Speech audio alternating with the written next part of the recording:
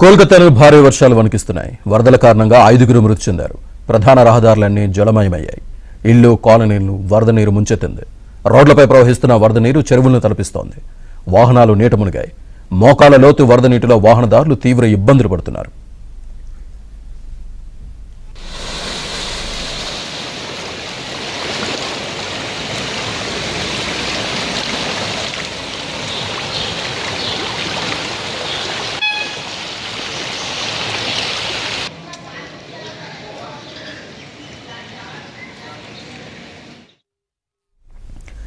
లోతట్టు ప్రాంతాలు వరద నీటితో నిండడంతో స్థానికులు తీవ్ర అవస్థలు ఎదుర్కొంటున్నారు.